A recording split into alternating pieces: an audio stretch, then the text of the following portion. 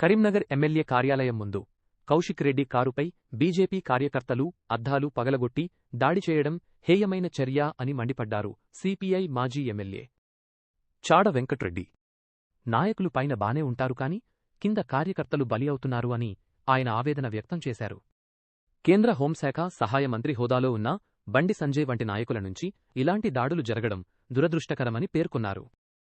కౌంటర్గా మళ్ళా కాంగ్రెస్ మళ్ళీ బండి సంజయ్ కేటీఆర్ని ఏదో విమర్శించిందని, కౌశిక్ రెడ్డి బండి సంజయ్ని విమర్శించడం, బండి సంజయ్ కౌశిక్ రెడ్డి విమర్శించడం, ఇది ఈ బూతుల మాటలే దాటిపోయి ఇప్పుడు మళ్ళీ దాడులకు వచ్చే పరిస్థితి ఏర్పడింది. అందులో కరీంనగర్ గంగుల కమలాకర్ మరి ఎమ్మెల్యే ఉన్నాడు. ఆయన ఎమ్మెల్యే కార్యాలయం దగ్గర కౌశిక్ రెడ్డి కారు పెట్టుకుంటే ఆ కారు మీద బీజేపీ కార్యకర్తలు వచ్చి మరి అద్దాలు పలుకుంటే కాదు, కారు దోషం చేసే స్థితి చూస్తూ ఉంటే కరీంనగర్ నడిబొడ్డుగా ఎమ్మెల్యే కార్యాలయం ముందట జరిగేటువంటి పరిణామాలు ఎక్కువైపోతున్నాయి. ఇవాళ చర్చించాల్సిన విషయం. అయితే ఆవులేవలు కొట్లాడుకుంటూ నాయలకాలు ఎరుగుతున్నట్టుగా వీళ్ళు ఇప్పుడు నాయకులు మంచిగా ఉంటారు, కింద కార్యకర్తలు నలిగిపోయేటువంటి పరిస్థితి వచ్చింది.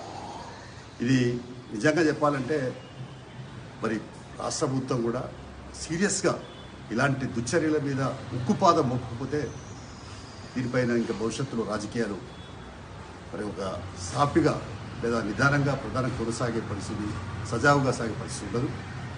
ఇది నిజంగా ఈ మధ్య సంఘటన చూస్తూ ఉంటే దిగజారిన రాజకీయాలకు నిదర్శనం, దిగజారిన రాజకీయాలకు అర్థం పడతా ఉందని చెప్పక తప్పదు. అందుకనే ఇది ఏదైనా తీవ్రంగా ఖండిస్తున్నాం, ఇలాంటి మరి బూతు మాట వాడడాన్ని ఖండిస్తున్నాం. రెండో వైపున భౌతిక దాడులను ఇంకా తీవ్రంగా ఖండిస్తున్నాం.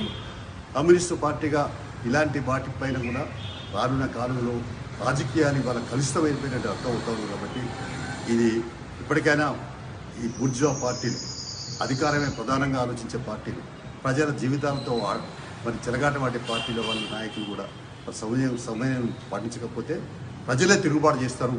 ఇలాంటి బూతు మాటలు మాట్లాడే వాళ్ళను లేకుంటే భౌతిక దారిలో పాడే వాళ్ళను ప్రజలు తిరుగుబాటు తప్పదని చెప్పేసి హెచ్చరిక చేస్తూ ఉన్నాం.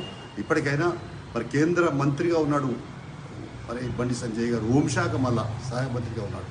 మరి ఆయన దగ్గర నుంచెల్లే కార్యకర్తలు వచ్చే పరిస్థితి వైపున చూస్తే, రెండో వైపున ఇటు టీఆర్ఎస్ వాళ్ళ కార్యక్రమాలు ఇట్లాంటి ఇవన్నీ చూస్తూ ఉంటే చాలా దుర్మార్గంగా ఉన్నాయి. కాబట్టి మేము తీవ్రంగా ఖండిస్తాం. దీనిపైన ఒక జ్యుడిషియల్ ఎంక్వైరీ చేసి దీనిపైన ఎవరు దోషం చేస్తే వాళ్ళపైన చట్టపరమైన చర్యలు ఉండాలని చెప్పి నేను డిమాండ్ చేస్తాను.